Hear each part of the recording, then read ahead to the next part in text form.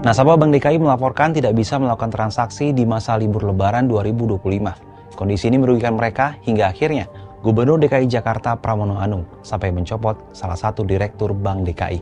Seperti apa sebenarnya kronologi peristiwa ini hingga berujung pada laporan ke kepolisian?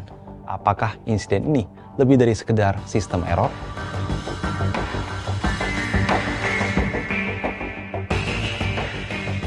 Sejumlah nasabah melaporkan tidak bisa melakukan transaksi di ATM ataupun melalui layanan digital Jack One Mobile dan pembayaran via QRIS selama libur Lebaran.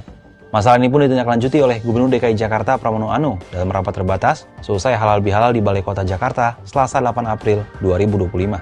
Direksi Bank DKI diminta bertanggung jawab secara penuh terkait persoalan itu.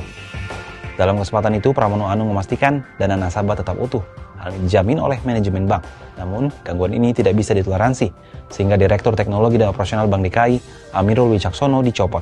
Laporkan ke Kabarreskrim proses hukum, karena ini sudah keterlaluan. Nggak mungkin nggak melibatkan orang dalam, nggak mungkin. Dan minta untuk nggak boleh siapapun di dalam internal kita, terutama pemerintah DKI ini, ikut campur urusan ini. Siapapun yang ikut campur, saya akan ambil tindakan. Kenapa ini dilakukan? Untuk membangun trust pada publik, bahwa publik ini tidak ada yang terganggu. Ini yang terakhir. Nggak boleh lagi ada kejadian keempat.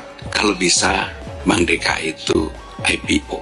Nggak mungkin diselesaikan 1,5 tahun. Maksimum 6 bulan. Belakangan juga terungkap peristiwa ini bukanlah yang pertama kalinya terjadi. Lantas, mengapa hal ini terus terulang? Apakah ada indikasi kebocoran data? Atau jangan-jangan ada dugaan korupsi?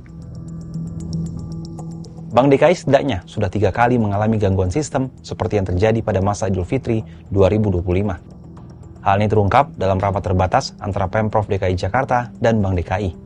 Gangguan ini menimbulkan kebocoran dana perusahaan sehingga akan ada audit dengan melibatkan pihak ketiga dan proses hukum ke Badan Reserse Kriminal Polri. Gubernur DKI Jakarta Pramono Anung enggan merinci jumlah kebocoran, namun ia memastikan kebocoran bukan berasal dari dana nasabah, melainkan dari dana cadangan Bank DKI. Pramono pun menginstruksikan pelaporan masalah ini ke Barreskrim untuk proses hukum lebih lanjut.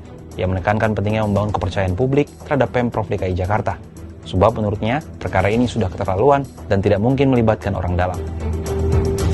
Adapun Komisi B DPRD DKI Jakarta yang dipimpin Ketua Nova Harifan Paloh menggelar rapat kerja bersama jajaran Direksi Bank DKI Jakarta pada Rabu 9 April. Rapat ini menghasilkan beberapa rekomendasi terkait upaya mengatasi gangguan sistem Bank DKI, diantaranya audit menyeluruh secara internal dan eksternal lewat BPK dan OJK. Selain itu juga mendorong langkah tegas terhadap indikasi pelanggaran hukum dalam insiden di Bank DKI. Sementara itu Bank DKI memastikan layanannya mulai pulih. Direktur Utama Bank DKI, Agus Haryoto Widodo menyebut pihaknya telah meningkatkan kualitas dan sistem keamanan transaksi.